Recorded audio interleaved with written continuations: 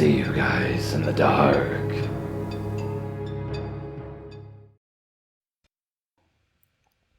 The family that I babysat for needed me to work while the mother was in her office working with her clients. She would still be home at the time, just not able to take care of her kids. The kids were 6. We'll call this one John, and 4. We'll call this one Colin. My job was to keep the children alive and entertained. One day the mother told me that I could take them out back, let them use the trampoline. While jumping, Colin accidentally hurt John, who then hit Colin back. I warned John not to do it again, but he did it, twice.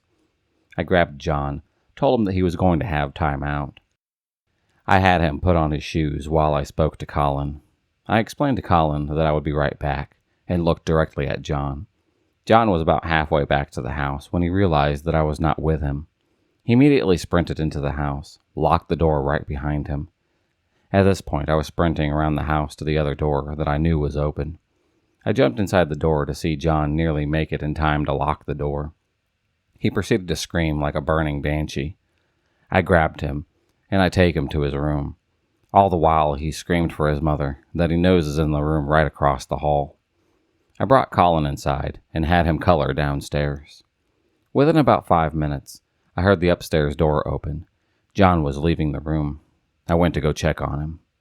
He saw me, screamed, ran right back into his room, and slammed the door. This happened at least 5 more times, one in which he actually locked himself in the bathroom instead of his own room. Eventually, his mother had came out, explained to him that I am in charge, and he needed to apologize to me and to Colin before he could even leave his room. He cried, ran right back into his room. The mother went back into her office, and then continued to work. Half an hour later, I hear the door open once again, and John walks downstairs and started playing with Colin. I asked him what he was doing. He acted like nothing had happened. I asked him if his mom wanted him to do anything. He said no. I told him that I heard everything. He screamed and then ran back into his room. For the next hour, he disguised himself as a pirate, a pumpkin, a trash can, and a woman named Jill, trying to sneak out of his room. This continued until he stepped out of the room where I was waiting for him just inches outside. This time he got a little creative and tried to push me aside. He sprinted forward, tripped, and then fell into a basket. He was screaming and crying louder than anything that I have ever heard. His mother then stepped out, apologized, paid, and then sent me home. I had babysat for this family many times before. Half of the time, shit like this would happen. I have not babysat for them since. Basically, it was just some crazy kids who tried to fool his mom to disguise himself as a pumpkin and walking like he was in Scooby-Doo. When I was about 12 or 13, I was babysitting for a neighbor. They had a 9-year-old son and a 7-year-old daughter. I usually played around with the son, as he was just old enough to not feel like I was humoring a little kid. The little sister would just tag along. For some reason, she had a fit that day that I never played with her. I felt pretty bad, as I was kind of ignoring her, and didn't want her to tell her parents that I didn't dole out the play fairly. So I decided to play dolls with her. Her brother had gotten mad, and started having a little fit about it himself. I rolled my eyes at him, and told him he wasn't a baby. He could handle me playing with his little sister. I then went into her room, because she wanted to play with the big dollhouse that was in there. I play with her for a couple of minutes before I hear the son's footsteps stop in the hall in front of the open door. I turn around, expecting to end up rolling my eyes at him once again. He was holding an axe, a little one, Boy Scouts, I think, and looked very, very mad. I reflectively closed the door and held it shut. He started hacking at the door. I had my back up against the door as I was holding it shut. I kept imagining him hacking all the way through it into my back. I was screaming and crying for him to please stop. I said, "I'll play with you. I'm sorry. Please, just stop." His parents had to come home with amazing timing right about then. He ran into his own room, and I ran downstairs to them as quickly as I could. I told them what had happened. I wonder what happened to him. A few years ago, a mother and a father that I babysat for decided that they needed a break.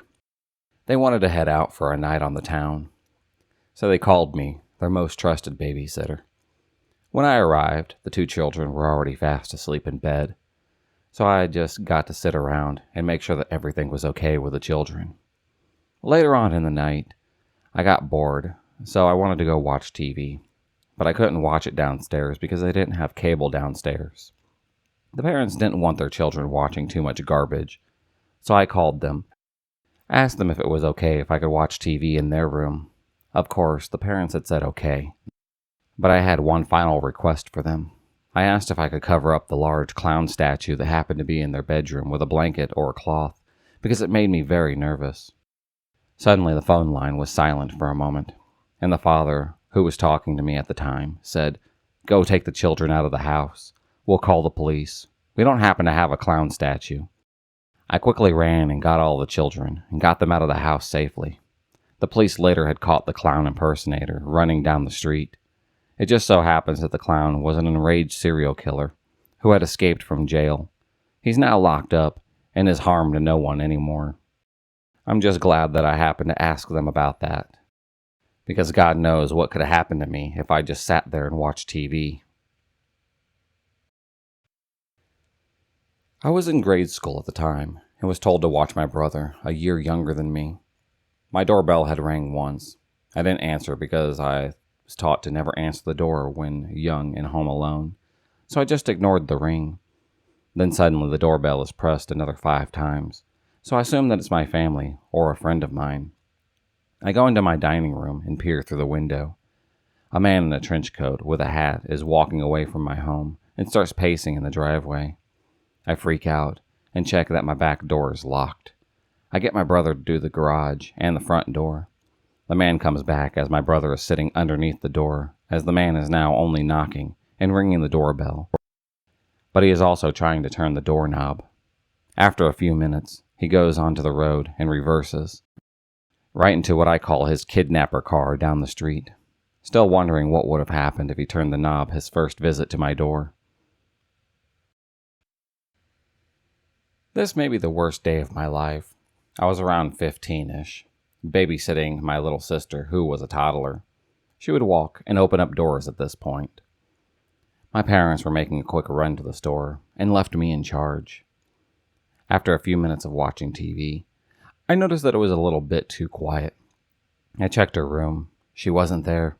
I checked everywhere else with growing alarm, looking and calling for her, but she was nowhere to be found.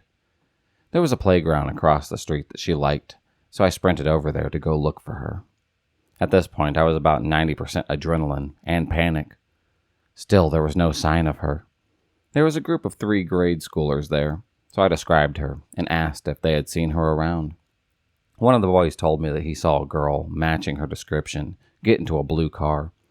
We don't own a blue car, nor do any of the family friends. I can't adequately describe the feeling of dread, panic, and hopelessness that completely overwhelmed me. I sprinted from one end of the block to the other, hoping to catch a glimpse of this blue car. I ran through around the adjoining elementary school, hoping maybe she was there. Never mind that. I'd already been told that she had gotten into a stranger's car. I was completely irrational and was hoping that I had misheard that kid or something. Or maybe, please, God, she was back. After some kind of eternity of hell, I ran back home to call 911. By this time, my parents were back, and lo and behold, my sister was there with them. It turns out she did open a door and wander off into the garage because she wanted to go along to the store. My parents didn't think to notify me at all, so I guess that it ended okay. I locked myself in the bathroom and sobbed for a little while. Then I was overcome by an overwhelming urge to crush the face of that fucking little shit who had lied to me. I bolted back to the playground with no clear plan in mind, but it was going to be some real Lord of the Flies kind of shit. He wasn't there when I got back. I suppose that's good, because I was sufficiently older, bigger, and utterly blind with rage, and probably would have murdered him at that point. An apology would have been nice, though. I was watching 2 boys, maybe 12 and 11 years old. Their parents liked to party quite a lot. One of the reasons that they would pay me to watch their children. One night they go out, order pizza for dinner. The delivery driver forgets the pop. The younger child says there is orange juice in the fridge, So I grab the pitcher, not thinking anything of it, pour them each into a glass. They drink and eat without saying a single word.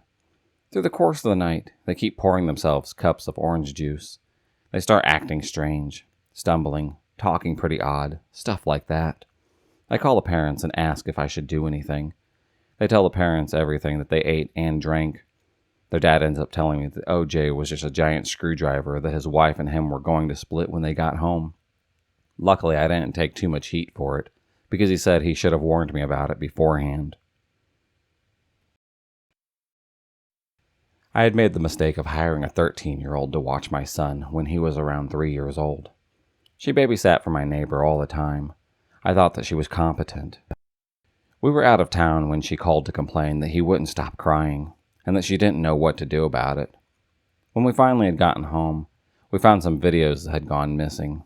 We checked the browser history, and found that she had been online pretty much the entire time that she was there, and that she was into some really weird and kinky stuff, like Japanese anime porn.